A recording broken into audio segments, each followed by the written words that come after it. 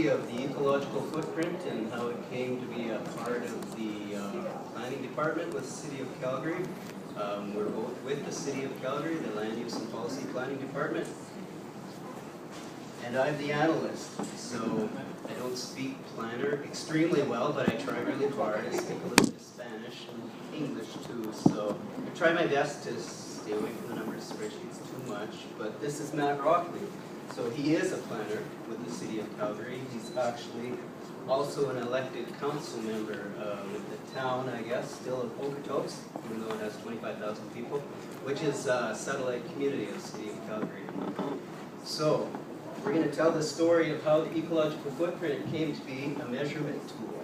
And yeah, it started about 5 years ago. We were looking at things like the triple bottom line that's commonly associated with planners, and looked at economic, social, and environmental, picked environmental.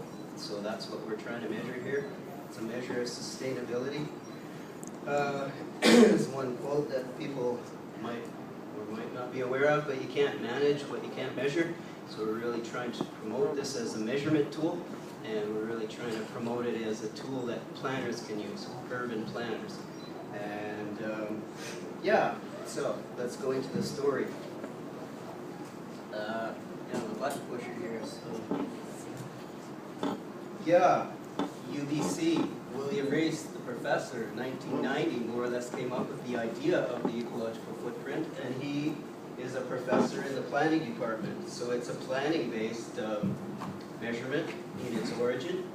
And at the time, he had a PhD student, Mathis Wagernackel, who is now actually the president of the Global Footprint Network in Oakland, California, which is our consultant on this measurement.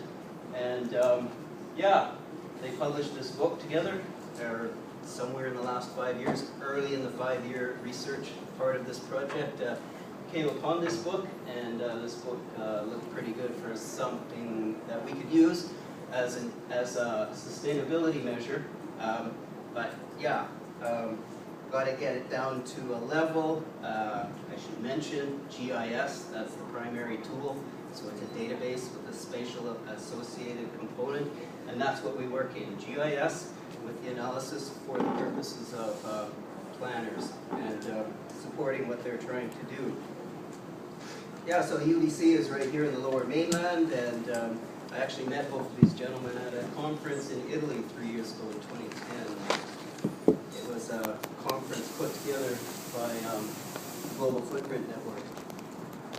So, what the ecological footprint can do is measure sustainability globally, you could say. And so I'd like to point out that it's an estimate. All of our numbers are estimates, but there's a real benefit to it. It's a quantitative measure, so we're going to show quite a few things that show that that is a good way to measure. But what it shows, because what the Global Footprint Network does is they calculate the ecological footprint for every nation state on the planet, and they back calculated to 1960. So they show that in 1970, from that back calculation, we were using one planet. That's one of the units of measures of the ecological footprint. So what are we using now? 1.52 planets. That's what we're using now. So they've just published that on their website this year. They do an ongoing update of that actually, and they actually presented it a different way, which they call Overshoot Day. So it's usually at about August or early September, but that's the day when the people of the planet have used up one planet, and then we're moving into overshoots. So they often compare it to an accounting system, so you can look at it from a money point of view, but this is natural resource is what's being measured in this accounting system. And so debt financing, it's something that we hope, what we're trying to do with this tool is promote its use and hope that the message is relatively obvious, but I don't know, I would hope that this slide suggests we have a problem with sustainability globally. So, this paper was published in 2005. Got my little pointer here. So there's Calgary. That's the highest ecological footprint for any census metropolitan area, which is a large city area. That's a StatsCan. term. So yeah, Edmonton's number 2, Vancouver is there, and this is the Canada-wide average, so they're either above or below the Canada-wide average. Just want to mention biocapacity. That's what's available on the planet. It's the natural resource that's available, and that's what ecological footprint measures, how much of that biocapacity is used. That's what it's a measure of. So this paper came out by the Federation of Canadian Municipalities in 2005. It was noticed by the City of Calgary, and at that point, well, in 2008 actually, a different department than ours actually commissioned Global Footprint Network to calculate the ecological footprint for our city, for the City of Calgary. So that is what happened. That's something we'll look at a little bit more in a further slide. So I really want to emphasize that this is a quantitative measure. We do have an Office of Sustainability with our city, and they do measure sustainability, but their measurements are actually qualitative. So again, we're trying to emphasize that this is a quantitative measure, and we're going to show several reasons why that's a good idea. I went for a tour of Surrey yesterday, and I was told that there were 7 sustainability principles that were being adhered to. I asked, well, how do you measure it? And I didn't really get an answer, so it's similar with the City of Calgary. There's talk about how things are being improved when it comes to sustainability. We just want to show, let's measure that. We're really trying to emphasize, measure it quantitatively kind of thing. So, yeah, lifestyle is important in that one of the measures that we use is actually a proxy from Statistics Canada, which very accurately represents the lifestyle of different people kind of things. So these 3 units are available, so we want to make these available to planners. We're trying to make this tool as flexible as possible for planners. How do they want to speak? So they can speak in terms of global hectares, which is per capita. It's hectares. They show really well on a map. It's common language with planners. Planners talk about area all the time, so it seems to fit well with planners. So planet Earth. Research tells us that people, when you're doing public engagement, they intuitively know what you're talking about when you talk about planet Earth, how many planet Earths are being used up. And then there's, I don't know if it's good or old, but there are tons of carbon, which is another way of expressing it. I'll just mention that a subcomponent of the ecological footprint is the carbon footprint. So in the case of Calgary, 70% of the ecological footprint is carbon footprint. So yeah, so we can talk tons of carbon, planet Earth, or global hectares per capita, or for the total population, as you'll see soon on a map. Yeah, so also of importance, the ecological footprint is an overall measure of sustainability, overall measure of lifestyle impact. So planners are specifically interested in housing and mobility. So those are subcomponents as well of the ecological footprint. And I don't want to make it sound too complex, but it's a matrix. It's a 6x6 matrix that we actually get from the Global Footprint Network. And 2 of the components on the one axis are actually housing and mobility. On the other axes are actually carbon footprint and built area. I think also of interest to planners. So we did develop this procedure, and then we actually sent it to the Global Footprint Network, and there was a scientist in their Geneva office who actually went over our procedure, and just to summarize, this is what he said about it: robust, innovative, and useful. So scientifically, there's an agreement that this is a useful procedure kind of thing, and that it's sound in what it's saying kind of thing. So yeah, so for city planners with the City of Calgary, what we'll show is we can measure anything that's on the ground, or we can project from what's on the ground into plans, which is, I think, what planners are most interested in, unbuilt plans. Yeah, so we can do both of those things. We'll show examples of both of those things. And yeah, what we're suggesting as a primary purpose is decision support. We have a new general manager, Roland Stanley. I don't know if anybody's heard of him with the City of Calgary, but yeah, what he's told us, our department, is to give your best professional opinion and let the decision makers make the decisions, which, yeah, that's council and Calgary Planning Commission for us. So that's what we are trying to do. So yeah, this, again, the 6x6 matrix doesn't look too good. So this is a summary of that 6x6 matrix. So there's mobility and housing. The proportion of mobility that is energy is actually 91%. Proportion of housing that is energy is 82%. So yeah, these are the six entities on the one matrix, and these are the one axis of the matrix. Sorry, these are the other six. So that's what it looks like, but this is what it looks like when we try to emphasize mobility and housing, pointing out that with an influence that planners may have on housing and mobility, they have lots of room to have an influence on sustainability kind of thing. Specifically, you'll see quickly that the City of Calgary has a carbon reduction target, for example. So yeah, just to mention that for the City of Calgary, 8.6 global hectares per capita. So that's a standard measure of the ecological footprint. Again, I already mentioned 70% of that is the carbon footprint. So we did actually get a consumption land use matrix calculated in 2008, 2010, and we're working on one right now for 2013. So we're getting an update right now, and plan to update our database this year. So you might wonder what the sources are that we use to calculate it, and these are those. Electricity and natural gas from ENMAX and ADCO, those are utility supply companies for electricity, natural gas, City of Calgary. Size of the floor area and the housing type, that comes from our own assessment department, so they released that to us. So we have that source.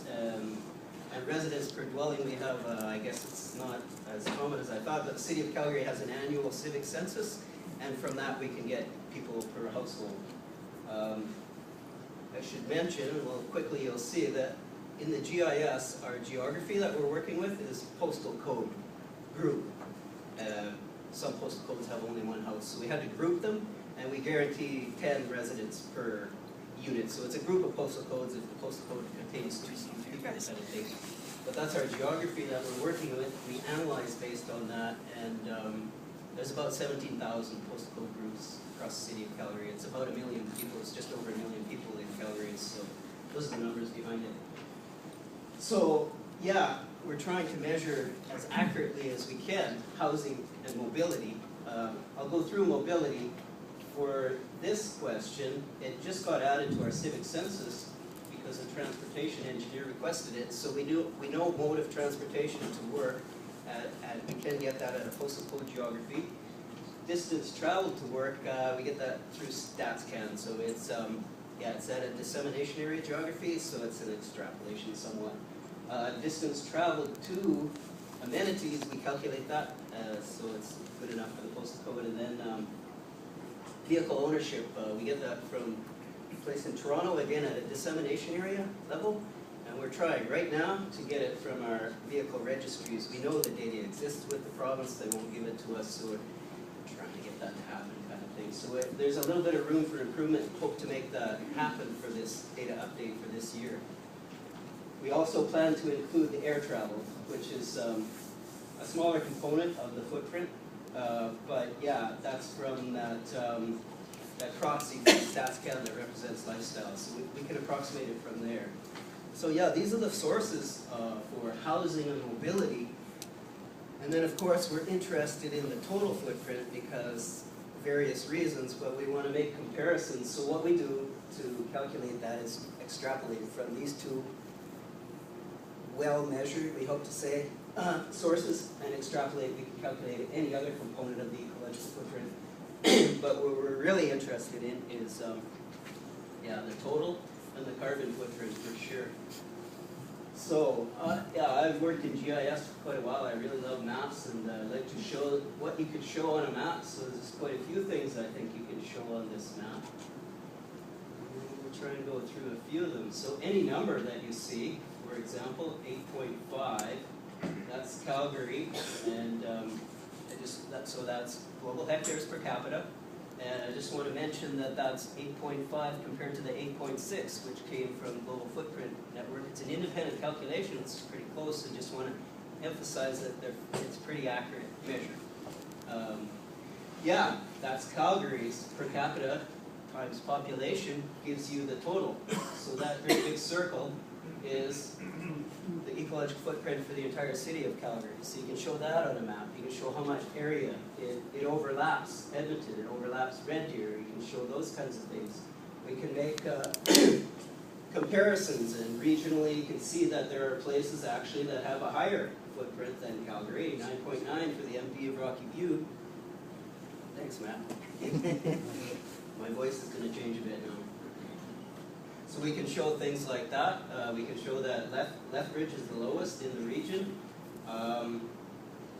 People, at least when we talk about sustainability, they think that tree planting is a good thing. So you just show things like on this map, if you wanted to, the global footprint itself, Global Footprint Network itself, their policy base of understanding is that to offset a carbon footprint, one way to do it is to plant trees. And so if you wanted to offset the carbon footprint of Calgary, for example, you would have to plant global average forest that, about 70% of that area. So it's a measure of how many trees you really need to have a real impact. Just that's the point that's trying to be made in this case. So, yeah. That type of a map. This map itself is actually published in a peer-reviewed academic paper. So if you have any interest in further reading, we're going to leave you our contacts at the end, and we can certainly refer you to this paper. There's other information in the paper, and it's one of 2 academic papers that are actually published. So yeah. So this is what it looks like at a different scale. These are postal codes here. So a postal code is approximately a city block. So you can see that about how large they are when we're looking in at this scale. This is an area that had interest politically during our last civic election. It was mentioned more than once, Garrison Woods, so it was presented as a highly sustainable part of the city. So good, we want to measure it. We'll measure it. How sustainable is it by our measure anyways? So this is what it comes out to. It's a 7% baseline is citywide average. That's what we compare to. So it's 7% below for the housing, 34% below for the mobility, 20% for carbon, and total is 16%. So we've measured it, and that's what it comes out to be. You can see, interestingly, that within the area itself, it still varies significantly. Like this is 5 global hectares, or just under 5, and just under 10. So even within the area itself, it still varies block to block, coast to coast kind of thing. So yeah, just to see what it looks like at that scale, this data, the 17,000 postal codes citywide, that's the basis of our analysis. That's the data that we base everything on. So we can analyze plans, and I know there's different convention for naming different types of plans, countrywide, I guess. So we'll stick with the redevelopment versus greenfield. I hope everybody picks up on that kind of thing. I've been told to not do the ASPARP terminology we use in the City of Calgary. So what we've done so far is analyze 6 different proposed plans. They're not all proposed, some of them are actually approved already. So there's 3 redevelopment plans and 3 greenfield plans that are part of our analysis so far. And we're really going to emphasize and have a close look at 2 of them in comparison right now, which you'll see extra marked on that map, the Downtown West and Keystone Hills. So Keystone Hills has been approved by council. It's already in the works at that stage, and Downtown West is at an earlier stage of development. That's the plan that Matt here is going to address, and really like to show the contrast between the 2. So under the newest Calgary Municipal Development Plan, which just came out in 2009, and it's oriented, at least there's some themes towards sustainability within it. Within that plan, the first sub-plan to that, Greenfield plan, is Keystone Hills. So it's the first one to go through. It went to Calgary Planning Commission in April 2012, and it's gone through council in June of 2012. Speaking with the planners and their experiences with it, yeah, they mentioned that there was actually a university professor who was there as a private citizen for the open council meeting. He waited quite a few hours to get his 5 minutes in, and he directly addressed the ecological footprint. So that's great. It's being paid attention to. People are noticing it. We hope it's becoming part of the decision-making process. With the Calgary Planning Commission, we had a phone call from one of the members, and they were asking questions about what is this measure, and a lot of questions around parks, which is actually what I'm told happened before City Council. The real world, most of the conversation was about parks, and this wasn't really looked at too much, kind of thing. I guess that's what happened. So, we're just going to go through a few specific uses so far of the ecological footprint. And again, I'm really trying to emphasize that what we're looking for is planners to come up with their own uses and ask us for things. So we're really trying to emphasize that this is a tool available for planners, and hoping that they'll come up with ways of using it. But when we do an analysis, for example, the Keystone Hills, okay, we'll give them scenario comparisons. So we can do that. We give 4 different scenarios. That's what we did for Keystone Hills. This is the one that was approved, actually, the as-planned scenario. But we showed them that we always include net zero housing as one component, one scenario. And yeah, 90% multi, I think it's 30, I'm not sure, around about 30 in the as-planned version. And Keystone Hills does have a transit-oriented development proposed, an LRT station in the City of Calgary. So Brentwood is, we give them the benefit of the doubt, and we pick the best performing TOD within the city and assume that theirs was going to be as good, and then make another scenario out of that kind of thing. So yeah, make several scenarios, hoping that that will be useful towards the decision-making process. And then we can take those 6 analyses all together and do a comparison between the reduction strategies. So I think it's clear from this graph that the net zero housing, well, it's got an 18% reduction. The other attempts at reducing or improving sustainability have lower measures, but we can measure them and then make comparison between them. This is that Brentwood station, a model of it. So in an area like that, it sort of encompasses these 4 strategies to reduce. And then there are actually, within the City of Calgary, this was the first one, but it's a net zero house, originally built actually by a Stantec planner in the City of Calgary, and it's a private group of people who are actually, there's actually room for 26 houses to develop on that development. And then there's two developers actually in the city that are now actively building net zero housing. So these guys, Landmark, they claim to have the first community. So we know they own 25 lots. They've got 2 or 3 houses built on the ground. And I think what they mean by community is a piece of the larger community, because it's part of Cranston, which is much larger than that. So yeah, what we can do is compare reduction strategies. We can do that with the tool, and we can show it numerically or quantitatively so that it can be helpful towards decision support. So like I was saying, we're really trying to encourage planners to ask questions, because we want to answer their questions instead of just doing things and hoping it gets used. So this was a question that was asked. Floor area ratio is actually a measure of density within the City of Calgary. And what we did is found examples, again, on the ground. That's how we do analysis. So examples of varying floor area ratios. We have, I don't know, about 50 or 40 or 70 units there that we found, and then we run a correlation between that, and it is only the housing component of the ecological footprint, and surprisingly, it doesn't really have much of a correlation. It doesn't really have that much of an impact. So if we included mobility, it would have much more of an impact, but yeah, the R squared is very small, so yeah, not too much. I see I got the number there, 77. Yeah. So yeah, it was a question asked by a planner. We want to answer the question, we give them the answer, and then that's what we want to do with this tool. I think so. Really encouraging questions being asked. So we can also measure towards sustainability targets.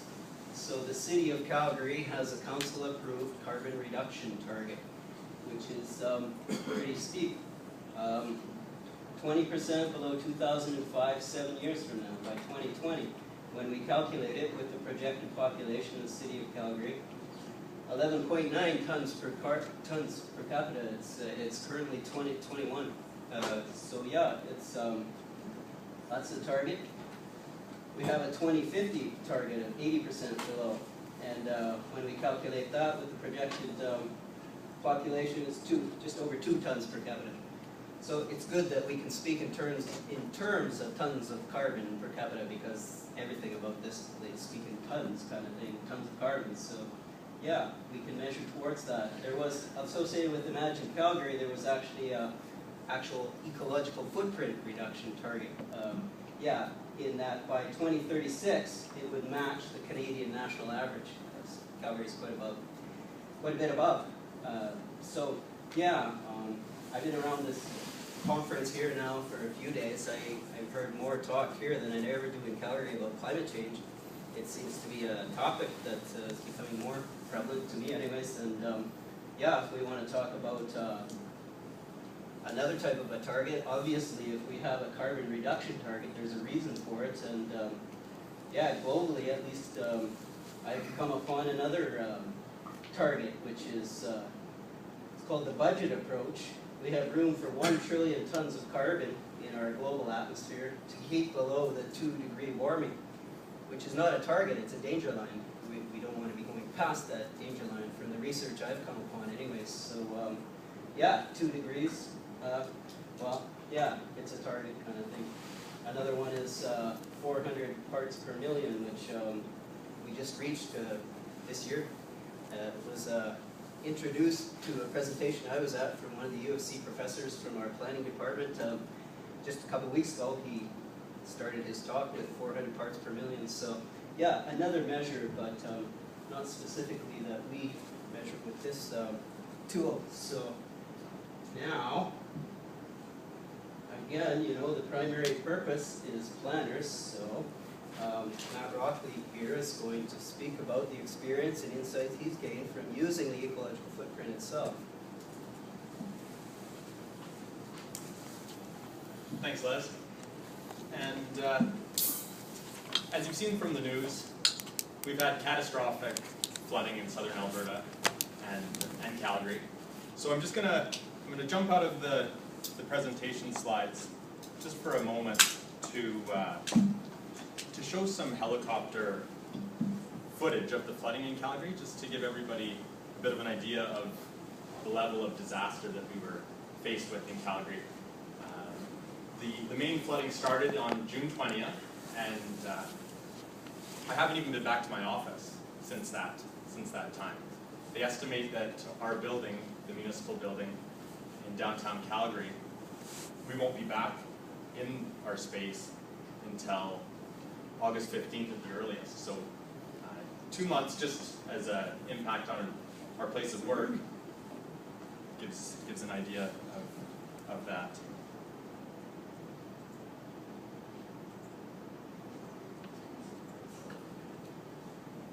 So I'll just kind of give some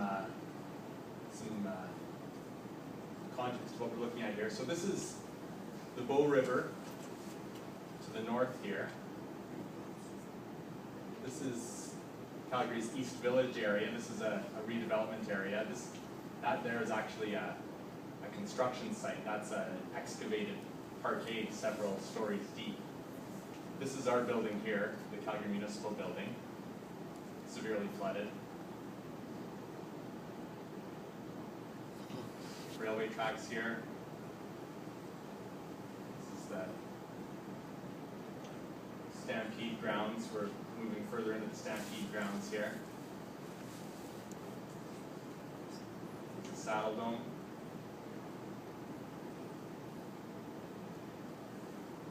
We're zooming into the East Village more. You can see this truck here is submerged up to the windows. It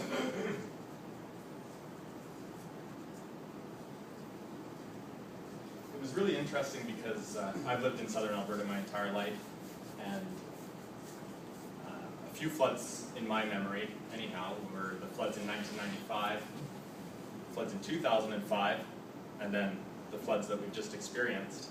And particularly the 2005 floods were so different than the floods that we just had, in that in 2005 it rained for about a month straight before we saw significant flooding. So it took a month of saturation. We watched the river come up, and it was more expected. To be totally honest, I thought that we were clear for any flooding this spring and summer, because it had been a slow runoff. We'd had some rain, but not a ton of rain. But the evening of June 19th, carrying on into June 20th, there was a huge rain event that basically just dumped a huge bucket of water from Gulf of Mexico. There was a jet stream up from the south. When it hit the foothills, it just dumped a huge amount of water onto the foothills and southern Alberta, and it created a flood event right away, within 24, 36 hours. And the other interesting thing, Les mentioned I'm a councillor in the town of Okotoks. In Okotoks, we monitor the water levels in Black Diamond, which is about 20 kilometers upstream of us. And then when those water levels, the peaks and so forth in flow, when those come to Okotoks, we measure the time involved from traveling from Black Diamond to Okotoks. In 2005, it was taking 30 minutes for the water to travel from Black Diamond to Okotoks.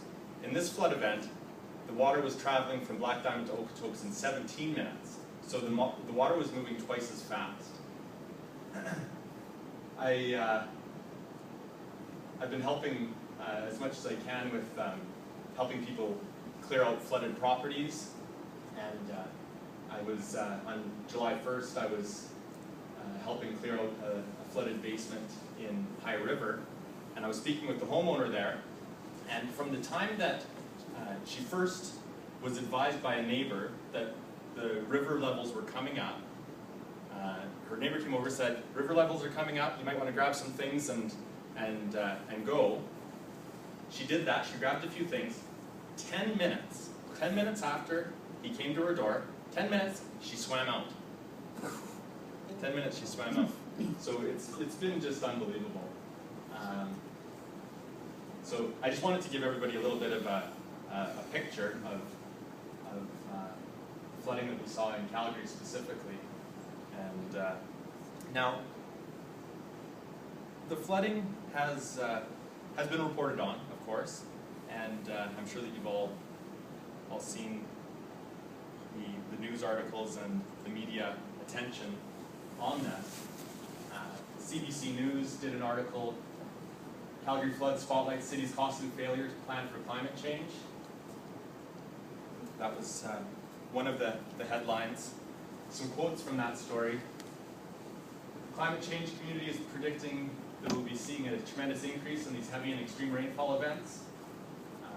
It was said by the risk management report author. Another quote from the Canadian Federation of Municipalities president is that we all agree that there's a new reality now, which is climate change. Unfortunately, those that have to pay the bills are taxpayers or property owners. And the devastation for property owners, particularly when there isn't insurance coverage for the overland flow damage to their properties, it's a tremendous financial impact on people, and it's going to take a long time, a lot of effort, a lot of volunteering, a lot of fundraising and donating to set things right again in southern Alberta. It's just an unbelievable impact. There I am, covered in muck up to the neck, more or less. And as I was clearing out all this flooded material, it dawned on me that the vast, vast majority of the flooded material, there's really only one thing you can do with it, and take it to the landfill. And it's an amazing thing to see in High River specifically. The vast majority of a built town right now is going to the dump. And they're expanding the landfill while we're out there. They've expanded the landfill to double lanes to accommodate the additional flow of garbage. And this load was mainly drywall, but you can't be reused. It's wet, it's soggy, there's no other use for that. So just the rubbish alone is a huge disaster. So as planning professionals, I believe that at the fundamental level, we're working to create positive change in our built environments, positive change in our cities, positive change in people's lives. And Les and I hope that the use of this qualitative measure for the ecological footprint, that this will, in our small way, be part of the solution for creating a positive impact in our cities and in our environment. So I just wanted to make that little bit of a sidebar on the presentation to just talk about the recent flooding and some of the thoughts that I've had from that.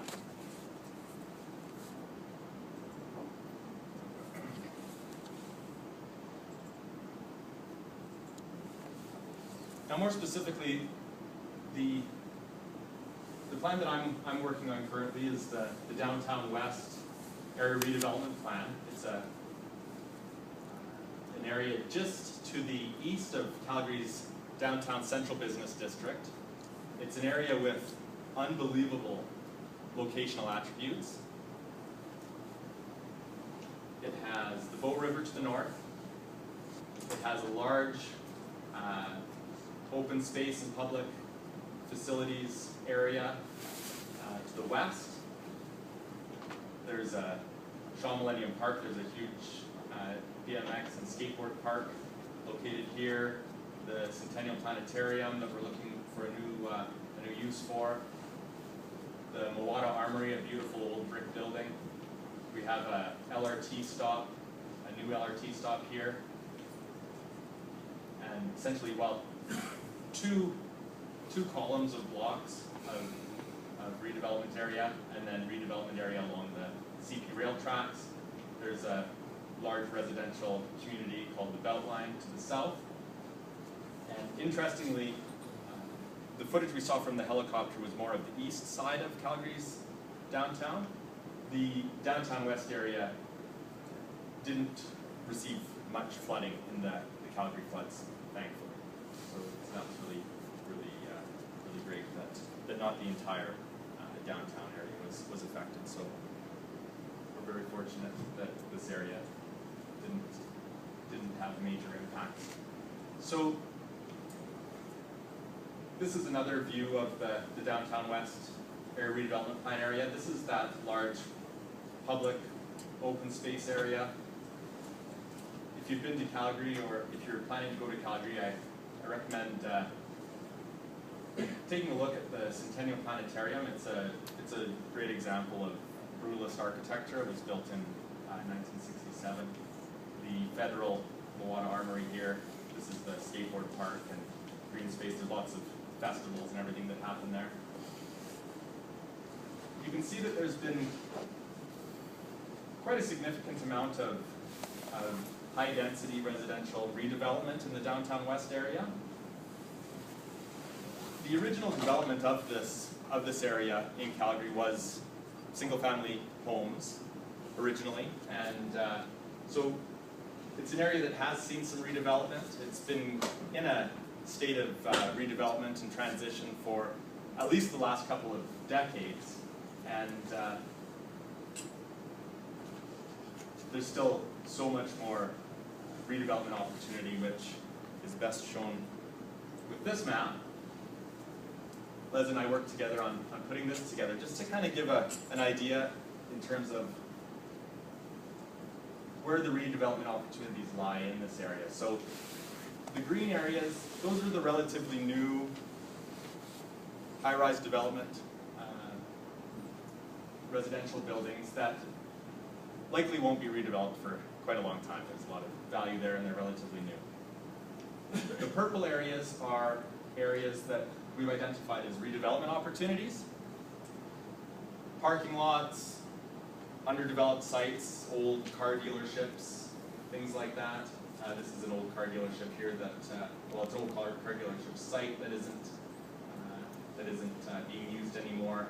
There's quite a bit of parking lot space in the downtown west area. So even though it is an area that people are living in, it's a developed area, there's still lots of redevelopment opportunities there.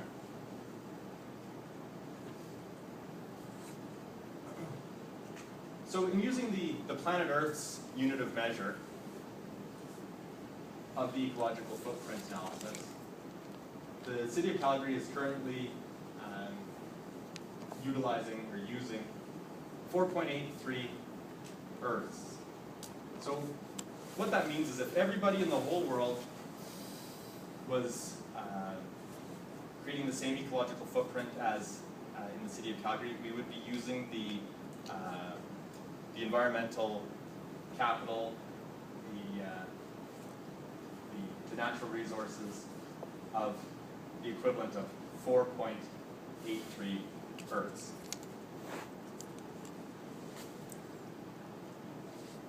Comparing plans, this is the Keystone Hills that Les spoke about earlier. This is the downtown west scenarios. So, as planned, downtown west, there is an old policy consolidation plan in the area. It basically says it's going to be residential, it's going to be a floor area ratio of 7, so it has some density limits in there. If we were to build out the entire area as planned, we would be in a 3 Earth scenario, as opposed to Keystone Hills is at 4.92. We said, okay, how about if we reduce the auto use by 50%? That has to make a huge impact on the ecological footprint. So Les, being the analyst, ran the scenario, and reducing the auto use in the area by 50% only brings it down to 2.8 Earths. Not quite as much as I had anticipated. If we reduced with a scenario using all net zero housing, so all new condo towers in the area being net zero, they're producing as much energy as they're using, we would be in a 2.25 Earth scenario. So a bit more of an impact on that. Still not good enough. If we did a combined scenario of reducing the auto use by 50% and net zero housing, we bring it down to a combined ecological impact of 2 Earths. So worldwide, still not at a completely sustainable level. Now, the other thing that Les mentioned in his part of the talk is that the City of Calgary has approved greenhouse gas reduction targets, and their numbers, their percentages. It's, make sure I don't get the numbers wrong here. The targets of the plan for greenhouse gas reduction are a 20% reduction by 2020 and an 80% reduction by 2050, and that's below the 2005 levels. So as a planner, when I'm going forward with a proposed plan, I need to demonstrate how my plan that we've developed with the community, how it's meeting those targets. And in my mind, you can't really address a quantifiable target without a quantifiable measure. So using the ecological footprint analysis allows me to speak to what impact on the overall ecological footprint will be made by adopting the strategies in the plan, such as net zero housing or reducing auto use.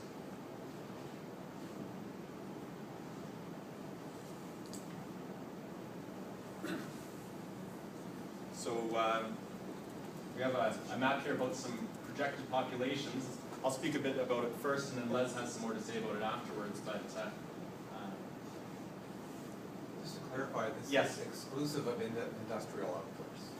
Yes, it's exclusive of industrial outputs. It assumes all consumption happens at their place of residence. For the industry, like oil patch industry, all those emissions and energy is Wherever it gets consumed, if it's not in Alberta, that's where it gets consumed and that's where the footprint happens. Yep. Right. So rather than measuring the impact of the extraction, it's measuring the impact of the person using that consumption.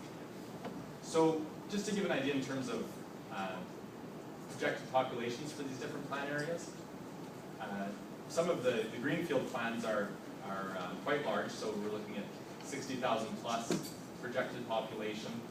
There is a recently approved South Shaganappi area redevelopment plan that also looks at quite a large number of additional residents. And the Downtown West area redevelopment plan that we were looking at, a much smaller area, and by increasing densities there, we'll be able to achieve a population increase of 6,400 people. And just to give an idea of that, and Les? Yeah, so, again, planner question. We were happy to get a planner question from the Keystone planners. I don't know if you noticed the difference between Downtown West and Keystone, but I was amazed actually at the numbers that came out of Downtown West. It actually, on its own, achieves the 2050 carbon reduction target. I was blown away. However, the planner's going to ask the question, yeah, how does that have an impact on the entire city? So we want to look at the entire city, and these numbers are showing, okay, this is where the projected population increase is happening in our little subset of the city. Another way of looking at it is just released now the 5-year population projection report for the City of Calgary is 94% of population increase will be in the suburbs. So it's about the same pattern. Yeah, that Downtown West is quite small. However, there is some happy news, depending on how you look at it. That is the pattern of the City of Calgary. And this is a real summary of the City of Calgary does have a carbon reduction, greenhouse gas reduction, and actually target published paper. So this is a summary of it, this graph kind of thing. This is what it shows. It's a real opportunity for cooperation because where's that little pointer? This is, as you'll see, the province. The province of Alberta is actually 64%. Electricity comes from coal-burning sources. That's not good. I'm pretty sure BC Hydro is 90% hydroelectric, from what I understand. Yeah, it varies by province. So actually, the question is, how much are land use planners actually responsible for towards this target? Obviously, there's other units, entities involved in reducing that target too, kind of thing. So, yeah, this report comes from a different department than ours, but we ran it by them and they agree, yeah, from this graph, say 9%. 9% of that target is what you could say our land use policy planners are responsible for. Put it that way. So they have a real target, subcomponent of the big target, and if we combine all those 6 scenarios together, well, we get a 2% reduction. So I think what we're clearly showing is that we're not going to meet it with as planned. However, those other scenarios that we showed show that it is possible to meet that target. So I think that that's a good news thing to show. However, it's probably going to involve significant changes at some level or other, whatever planners want to do. With this tool, we just want to show what the outcome is of plans as is and the target that they're shooting towards, kind of thing. So, yeah, I claim that that's another thing we can use the tool for, towards a real sustainability target in terms of real numbers at this time. So, yeah, just a little further to this graph, like this has been the trend over time. Business as usual. This black line is actually the target, and they've classified it. So transportation choices and compact development is what they've said, which we see as being mobility and housing, what we can impact kind of thing. So, yeah. Now, Matt's going to talk a little bit more about the downtown west. Okay. So, I guess just to give a little bit of context in where we are with, in terms of the project plan for the downtown west area redevelopment plan, we have just concluded the initial public consultation phase of the project. So it's still quite early days in terms of that overall area redevelopment plan project. And just to talk a minute about the public consultation in this is that I don't know if others are experiencing the same thing, but over the last number of years, I've found it exceedingly more and more difficult to draw people out to public open house events, community association meetings, those types of things. That expectation of people coming to us to receive the information, it hasn't really achieved a large number of people and a large amount of interest. I was using online surveys for small plan amendment projects and things like that, and I was achieving a much greater participation rate. Sending out just a simple survey monkey to an area, and I'd get a 12% response rate from everybody that was sent. So, 500 people responding to the online form. So we wanted to use something that was online that people could interact and provide their comments on what was happening in their own time, when's convenient for them. So we developed with a company called Mind Mixer.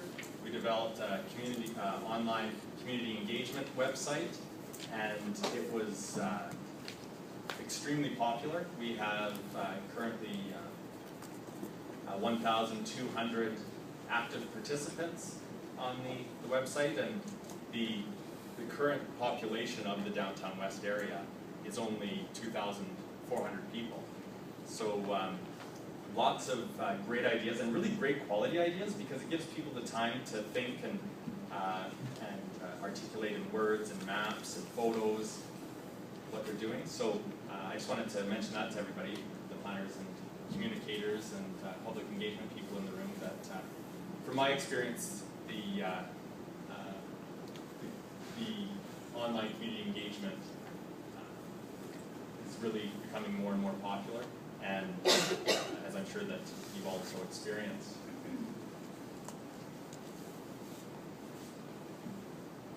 Some of the initial insights: informed decision making in terms of energy efficiency and sustainability. And this is that tie back to Calgary's greenhouse gas reduction targets, and us being able to show what the impacts of the different scenarios are on that target, and whether we're going to be reaching it or not, and the things that need to be done in terms of incentivizing or regulating for net zero housing, or enticing people to reduce auto use, and those types of things. Another huge wake-up call for me was that some things we can influence through the new area redevelopment plan, some things we can't. Seeing that just 9% of the global ecological footprint is impacted by compact development and transportation choices. About 9% in the reduction of the overall. It really is a combination of many, many different things to bring us to that sustainability level.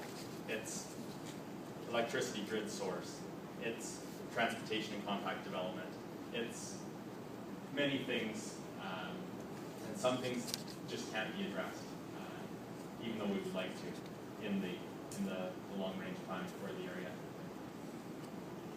The public awareness, really for me, for the first time going through the scenarios that Les put together for the downtown west area, you know, I'm looking at this area and it's a high density neighborhood, literally abutting the central business district. So you can walk to a huge employment area. It has amenities nearby. It has a beautiful new transit station that was built as part of Calgary's West LRT expansion project. Nice new LRT station. I'm thinking that this has to be one of the city's most sustainable neighborhoods, and seeing that it's still, as planned, you know, as consuming 3 Earths worth of natural resources, you know, that was a real wake-up call, and needing to push the envelope even further becomes apparent when you look at the realities of the analysis. And the other great thing about the ecological footprint analysis and the calculator for public awareness is that this too is something that has been created into an online format with a calculator. So hopefully this link works. I've got a little thing to show you here. The Global Footprint Network developed this footprint calculator. It's a fun way for people to see what their own ecological footprint is and how that compares with the national average and city average, that type of thing. So we have this set up for Calgary specifically. Is there a volunteer from the audience who'd like to go through this this with me? It would need to be somebody from Calgary. I've spotted a couple people from Calgary in the room. If I don't see any hands go up, maybe I'll just ask Jim. Okay, sure. I'll volunteer, man. Thank you for volunteering. I'd really like to I volunteer. appreciate your willingness to do Yeah. that. So it's really simple. You know, they put together a kids version or an adults version. Kids version, please. Kids. We'll try the adults version. So if I could just It's really important to be the the volunteer, isn't questions it? you're going to see are what we tried to do through seeking out data, replicate on a citywide basis answers to the same questions you're going to see here. So how much utility, electricity you use, how much gas you use, that kind of thing. That's sort of what we based our design of our analysis tool on in a large way. We'll just do the basic version because the detailed version can go on. So you get to create an avatar to take you through the process. It's kind of fun. We'll just do a random. Jim with the green beard there. Yeah, thank you. Thank you. Yeah. So here's Calgary Tower in the background. Jim, how often do you Never. use I'm a products? true vegan except for my shoes. True vegan? No, I do eat So we've animal got true products. vegan, occasionally. Golly. You really like veggies, but Yeah, occasionally okay. meat. Yeah, somewhere in the middle there is good for me. Balanced? Okay, balanced. Okay. How much of the food that you eat is processed and packaged? None? About a quarter? Half? 3/4? Most? Okay, most. Most? Yeah.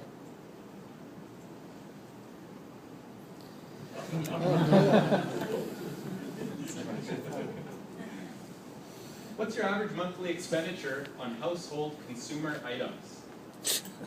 Less than 300? 3 to 6? 6 to 9? More than 9? Oh, man. Every planner I've spoken with, and Picks gone it. through this with, it's been less than 300. I can't. It's disposable income. I have to say Exactly. under 300. Yeah. Under? Okay. Yeah. What kind of home? Freestanding? Duplex? Townhouse? Multi? Renovated with energy efficient upgrades? certified green? Well, it's a single family, but it's a small one. There's no You're option. sending home, man. Okay. All right. How many people live in your household? 1, 2, Currently 4. there we go. That's going to be good for me. It's the size of your home. Very small. Studio or 1 bedroom. 550. Well, it's 1,200 above grade. So what is that? So that's in this category, 1050 to 1600. Yeah. Okay. Do you use energy saving lighting? Don't know? No? Oh yeah, some of them. I'd say Quarter, half? half. Half. Yeah. Okay. What percentage of your energy comes from renewable resources? And there's a note here that says renewable energy sources account for about 19% of Calgary energy mix. Okay, well 19% would be about it then. Okay.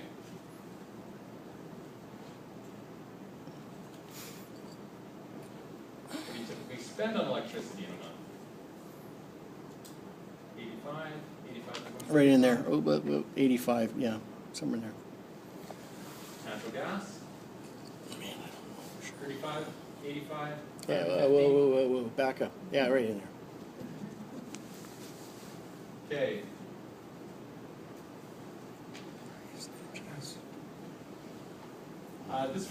This first sentence is really interesting. I've seen some presentations from, well, one in particular from a professor from California that spoke about the amount of energy involved in moving water in California from south, north to the south, and how when you start moving water over distances, that you're locked into a marriage with energy prices and energy consumption because of the weight and volume of that involved. So so there is that strong link between water and energy use. So in terms of your water use, Jim, are you using efficient for 1 person, average for 1, efficient for 2? I'd have to say average for 4.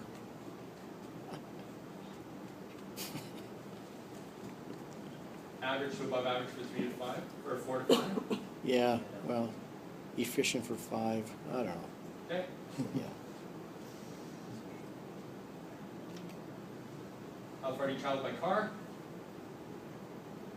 in a week? Each week. Actually, I take the bus. So what is that?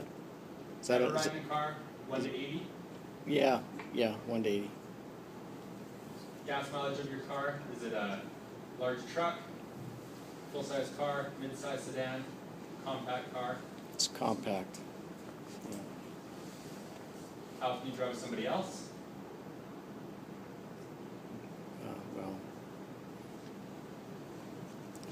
Half, put it in the middle or something. How often do you travel by bus? Oh, I see. Well, you'll have to go back and change the car one now. How far do you travel by bus each week? Yeah, 10 to 40. How far do you travel by LRT? Well, none if I put in 10 to 40 for the bus. Okay. How many hours do you fly each year? I don't know, 3 hours. 5. Okay, 5 hours. Okay.